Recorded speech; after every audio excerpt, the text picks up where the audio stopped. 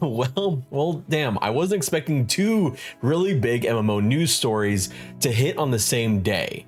And this one's actually probably a bit closer to home for me and my personal taste in MMOs than the one about Guild Wars 3 that we just got. Hot on the heels of the investor reveal of Guild Wars 3, we have an MMO that has no investors to give a shit about, Monsters and Memories. Okay, so maybe not no investors, I have no idea, but at least not as annoying of ones as, say, Embracer Group or NCSoft perhaps. The classically inspired MMO being created by a small indie team led by former Everquest developer Sean Lord, aka A Loving Robot, dropped a huge update for March. Like, I can't stress this enough. This is a very large update and a lot of optimism and hope from the team. They're giving dates. And that's always a little scary, a little scary for any development team, anyone creating anything, because stuff changes. They gave us an early access overview and timeline. And while it's still a ways away, given the size of their team, it's an incredible accomplishment to even be able to put a date on it. So kudos to the Monsters and Memories team for getting to this point over the last 3 years of their passionate hard work on making an MMO that they want to both play and, well, of course, make. And one that I have personally really enjoyed playing myself, though we'll get to that at the end of the video. Because this video sure as shit isn't about me. This video is about the updates. Monsters and Memories overhauled a ton of things on their website with this update, and one of the updates includes an overview of their early access plans, as well as alpha and beta testing plans. Alpha and beta testing is planned for mid-2025, with an ETA of around July or August of 2025. Early access for the MMO is planned just in time to wreck your 2026 New Year's resolutions in January of 2026. I guess unless your New Year's resolutions for January of 2026 are to sit down and play a lot of MMOs, because then you'd hit them, I guess. Or you know what? Maybe just play Monsters and Memories at the gym, and then you maintain both of your resolutions. The aim is to have all of their core gameplay systems in place before early access starts. And of course, all of these dates may change depending on how things go. One of the other huge reveals we got was about pricing. Monsters and Memories will have a $15 a month subscription fee with no box price and no in-game microtransactions. Let me repeat that for those in the back. No in-game microtransactions. So I guess it's not made by Capcom. There are no plans for a wipe after early access concludes, but they are quick to point out that early access is not a head start period. It is the initial launch of the game. As development finishes for the game and they complete the early access phase, new servers will launch with all content developed during early access from day one on those servers. I love this approach because honestly, it's something I never even thought of for a game. It allows a ridiculous amount of player feedback and bug testing to come in during the early access, and players can see the game grow with them, while at the same time having a plan for launch that preserves those early access servers and their progress, as well as providing essentially a fresh start for those who want to wait until everything is completely done. But wait, we're not done with the updates because there's more.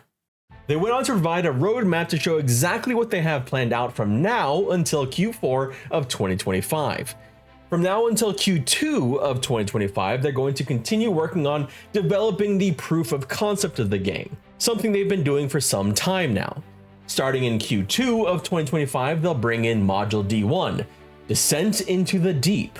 Q3 begins final testing and polish to get ready for early access, and 2025 Q4 launches early access. But we're still not done because they gave us a ton of detail on what each of these phases entails. Starting with the current one, which will stretch from now into 2025, proof of concept.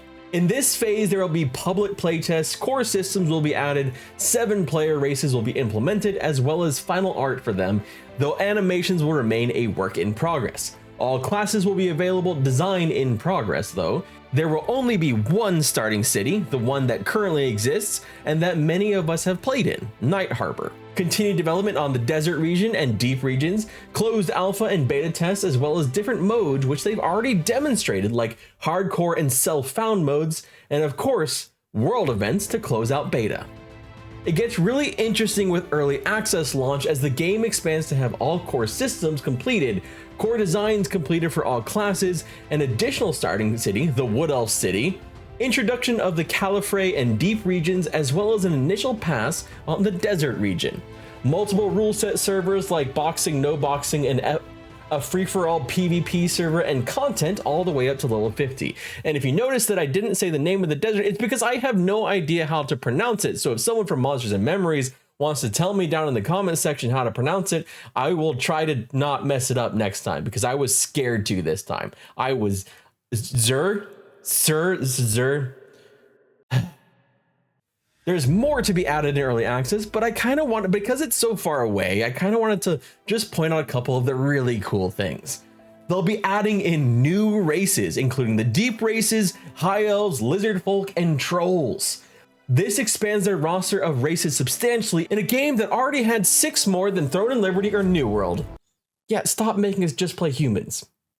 Just say. New starting cities will be added and just more content overall. Honestly, this whole thing is just so damn exciting, and it's really like a string of some really happy information coming in on some of the MMOs that I'm personally the most invested and excited about. This game and Pantheon Rise of the Fallen are the 2 MMOs that, for me, are the ones that I am the most excited about, and to see them both going in a good direction is really, really heartening. And a heartfelt congratulations to Monsters and Memories, because this is not an easy place to get to. And this takes courage to be putting out dates like this. Honestly, I just cannot wait to see what Monsters and Memories has to show.